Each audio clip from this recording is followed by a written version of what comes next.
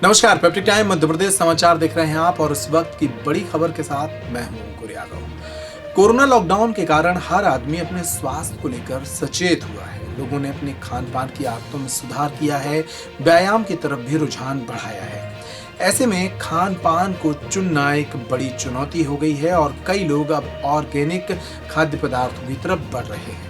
छतरपुर जिले के गांधी आश्रम के द्वारा ऑर्गेनिक खेती की जाती है।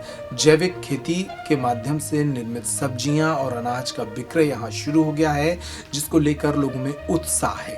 क्या होती है जैविक खेती, किस तरह इस जैविक खेती के माध्यम से उपजाए गए अनाज और सब्जियों से लोगों को फायदा हो रहा है, बता रही हैं गांधी आश्रम की प्रबंधक दमयंती पानी।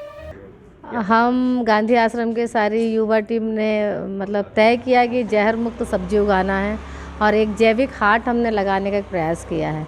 तो ये पहले तो जो गांधी जी का सिद्धांत है, स्वावलंबन का सिद्धांत, उसको ध्यान में रखते हुए हम लोगों ने अपना बीज, अपना भोजन और जो हमारे पास उससे ज़्यादा है तो हम अपने साथियों के बीच में, परिवारों के बीच में, जिन्हें लगता है कि हमें ऐसा अच्छा भोजन करना चाहिए, स्वास्थ्य के लिए अच्छा है, उसका एक प्रयास किया है। तो हमने रविवार के दिन एक जैविक हाट छोटा सा लगाया है आज।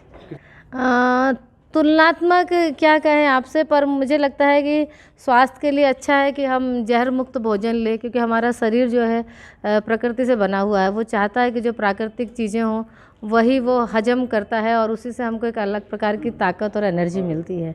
तो अच्छा है कि हम सब लोग समझें, जानें और हर परिवार से, हमारा ये उद्देश्य नहीं कि हमने कुछ उगाया और कुछ बेचना है, ये पर्पस नहीं है। हम चाहते हैं कि युवा और सभी परिवार के लोग जागरूक हों और समझे इस चीज़ के लिए और इसको करने के लिए आएँ। तो श्रमजीवी होकर अपना भोजन यदि हम उगाते हैं तो हम खुद भी स्वस्थ होते हैं और हमारा जीवन भी बेहतर होता है।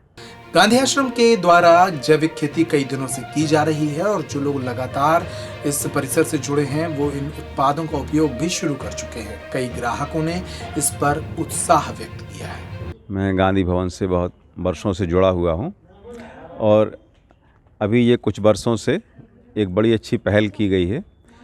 यहाँ जो जैविक खाद और जैविक कृषि को लेकर प्रयोग चलते थे, उसे इन्होंने एक और नया विस्तार दिया है और जो यहाँ से जैविक उत्पाद, ख़ास तौर से सब्जी जो यहाँ उत्पन्न हो रही है, उसको एक अलग से एक काउंटर लगाकर और यहाँ पर बेचा जा रहा है। इसका केवल एक व्यावसायिक उद्देश्य नहीं है, जैसा कि यहाँ जो मैडम हैं दमयंती जी, यहाँ की संचालिका, उनसे चर्चा होती है।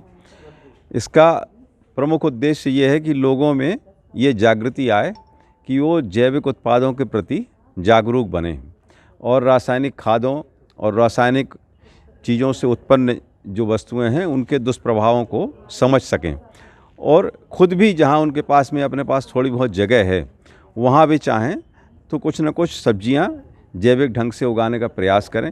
इसके लिए यहाँ आएँ, इनसे सीखें, इनसे मदद लें, जानकारी लें और बीज भी मिल सकते हैं, पौधे भी मिल सकते हैं आपको। इस तरह का एक ये बड़ा अच्छा अभिनव प्रयोग है और इसकी जितनी प्रशंसा की जाए उतना कम है। जैविक खेती में खेती के अंतर्गत खाद का परिवर्तन किया जाता है। सामान्य तौर पर गोबर के खाद को उपयोग में लाया जाता है और इसी से उपजाई गई फसल से जो उत्पाद निकलकर सामने आते हैं वो शरीर के लिए स्वास्थ्यवर्धक माने जाते हैं। कैसे होती है जैविक खेती, वो भी समझिए। हम लोगों के द्वारा जैविक सब्जियां उगाई जा रही हैं, जिसमें हम लोग जैविक खाद का जो अपना है वो पहले बना के सिबांस खाद जो डाल रहे हैं और ये हम लोगों ने प्रयोग किया है। इस बार बेड में सब्जियां लगाई हैं और इसमें जो आजकल लोग करते हैं उसकी मल्चिंग पॉलीथीन की, पर हम लोग इसकी गोबर की मल्चिंग कर रहे हैं और भूसा की जो अपने पास में है, तो भूसा की मल्चिंग करके। तो इसमें हम लोगों को देखिए बहुत सारी अभी सब्जियाँ जो हमने हाट लगाया उसमें हमने देखा कि मूली हमारी बहुत अच्छी निकल के आई है बेड की वजह से, और क्योंकि उसमें सॉफ्टनेस बहुत ज़्यादा थी तो बेड की वजह से उसमें सॉफ्टनेस बहुत ज़्यादा अच्छी सब्जियां निकली हैं। दूसरा ये हम लोगों ने प्रयोग किए हैं, ये गोभी है, तो ये गोभी सब लगाए हैं और इसका लगाने का तरीका ऐसा कि इसको जिगजैग में लगाए कि ज़्यादा से ज़्यादा वो स्पेस मिल सके, उसको स्पेस मिलेगा तो थोड़ी सा उसमें ज़्यादा और फल बड़ा हो जाएगा। और जैसे इसमें कीड़ों की दिक्कत होती है कि सब लोग बोलते हैं कि जैविक में उत्पादन कम होता, तो उत्पादन के लिए हम लोगों ने थोड़ी सा विधिवत और टेक्निकल यूज करेंगे अपन, अगर शायद तो उसमें कोई दिक्कत नहीं आएगी और प्रोडक्शन जो क्षमता है आपकी वो भी अधिक होगी। लोगों का डर ये रहता है कि जैविक खेती में हमें फ़ायदा नहीं होती, फ़ायदा इसलिए नहीं होती कि थोड़ी सा आप समय नहीं देते और खेती को व्यापार समझते। तो खेती को कभी आप व्यापार ना समझिए, और दूसरा इसमें समय देंगे आपको ज़रूर इसमें फ़ायदा होगा। तो आप अपना खाद बनाइए, अपना जो स्वयं की जो दवाइयाँ हैं जो आप अपनी वो भी स्वयं बनाइए, और जो आपका बीज है वो भी आप अपना स्वयं बनाइए। जहाँ तक हो सके आपको बाहर से कुछ ख़रीदना ना पड़े, तो आपको समझ में आ जाएगा कि हमें क्या चीज़ फ़ायदा हो रहा है या नहीं हो रहा। तो हम लोगों ने इसमें अभी जो बोई है, जो सब्जियों में लगाई, हमने गाजर लगाई है, मूली लगाई है, टमाटर लगाए हैं, बैगन लगाए हैं, मिर्च लगाई है, और उसके अलावा पालक लगाई है, लहसुन लगाए हैं, और ये सब पूरे हमने बेड के सिस्टम से लगाया है। और इसमें हम लोगों को प्रोडक्शन क्षमता भी बहुत अच्छी, हमारी जो उत्पादन है वो भी बहुत अच्छा आ रहा है। तो हम लोग चाहते हैं कि आप लोग भी जहाँ तक प्रयोग करें, और छोटी सी जगह में अपने घर में अपना किचन गार्डन, अपने शरीर स्वास्थ्य को देखते हुए अपने परिवार के लिए अपनी सब्जियां स्वयं उगाएं। तो इस रिपोर्ट में इतना ही। पेप्टिक टाइम मध्य प्रदेश समाचार पर खबरों का सिलसिला लगातार जारी है। आप हमारी खबरों को देखने के लिए हमारे YouTube चैनल को सब्सक्राइब कर लें। फेसबुक पर अगर इस खबर को देख रहे हैं तो पेज को लाइक और फॉलो कर लें। कमेंट के जरिए अपनी राय भी हमें बताएं, और अब हमारा ऐप भी गूगल प्ले स्टोर पर उपलब्ध है, जिसे आप डाउनलोड कर सकते हैं।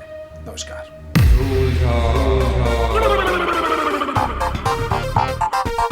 तुम्हारा भी मेरी तरह एक साला हूँ।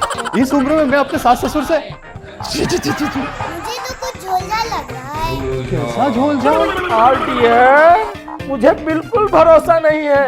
हमारा बेटा जो हमसे कुंभ में बिछड़ गया था, उसके गले में भी लाकिट था। दादी भगवान कहाँ है? ऊपर है भगवान। तो ये सब ऊपर जाके किया करो ना। गुरु बाबा की राम भरोसे हो ना? हाँ बाबा डियर।